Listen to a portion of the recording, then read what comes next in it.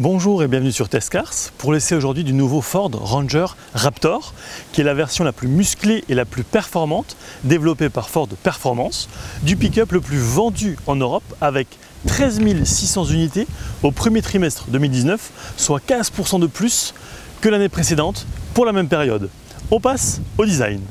Côté look, il en impose forcément avec une nouvelle calandre, des phares xénon à décharge à haute intensité, un système de pare-choc avant monté sur châssis, des nouveaux antibrouillards à LED avec des conduits de rideau d'air fonctionnels qui en fait aident à réduire la résistance de l'air sur la carrosserie, des ailes avant composites évasées conçues pour éviter les dommages dus à l'utilisation en tout terrain, mais aussi pour permettre une course de suspension plus longue, des pneus BF Goodrich tout terrain forcément, montés en 285, 70, 17.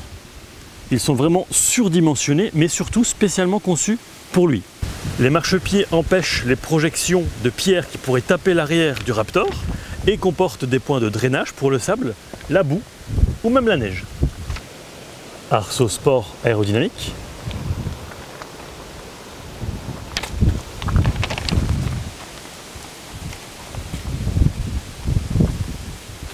Le pare-choc arrière intègre une barre de remorquage de 2,5 tonnes.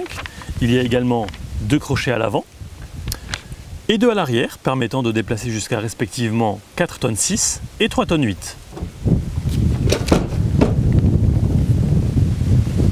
Le plateau de chargement que vous voyez ici mesure 1,56 m sur 1,74 m et peut accueillir des motos ou même des jet skis par exemple. Le Lift Assist Tailgate est une barre de torsion qui réduit de 66% la force à appliquer pour le fermer. Avant de passer à l'intérieur, on va s'intéresser à la partie moteur. Le moteur est un 2 litres biturbo développant 213 chevaux et 500 Nm de couple associé à une boîte auto à 10 rapports qu'elle emprunte à la Mustang, avec ici un système de gestion du terrain proposant 6 modes de conduite, à savoir normal, sport, herbe, gravier, neige, boue, sable, un mode rocher pour aborder les terrains rocheux à faible vitesse et enfin terminons avec le mode Bahia qui adapte les réactions du véhicule lancé à vive allure sur tous les types de reliefs comme pour les pilotes du célèbre rallye du désert Bahia situé au Mexique. On passe à l'intérieur. Les sièges sport sont électriques, réglables sur 8 positions. Il y a également les supports lombaires. Ils sont chauffants et rembourrés avec un coussin à double niveau de fermeté.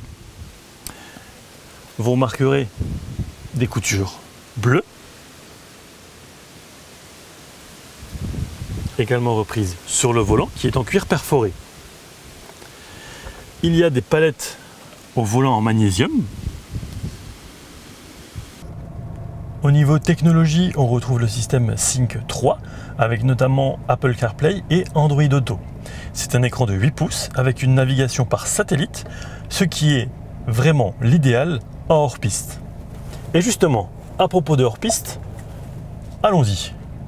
Le châssis dispose d'un cadre renforcé ultra résistant composé d'acier à haute résistance et à basse teneur en alliage afin de supporter les contraintes de la course tout terrain.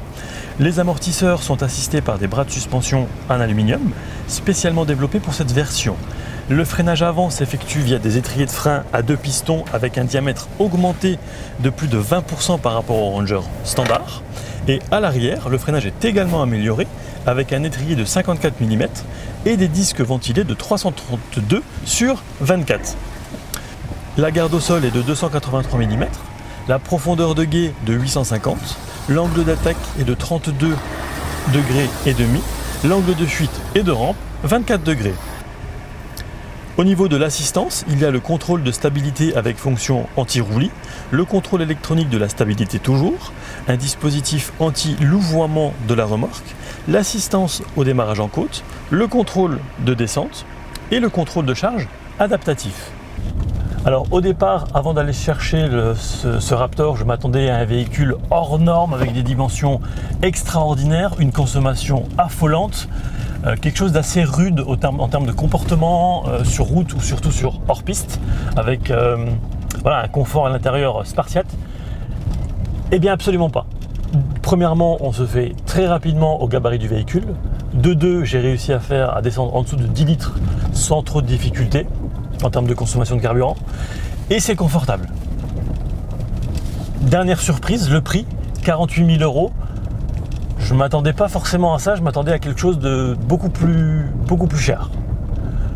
Si je devais résumer cet essai, ce véhicule en un mot, voire deux, ce serait la polyvalence. Pour cet essai, je tiens à remercier Yo de Ford Belux, Karine du garage Collet à Niederkorn, Luxembourg, Xavier d'Absolute Speed Mag pour les clichés.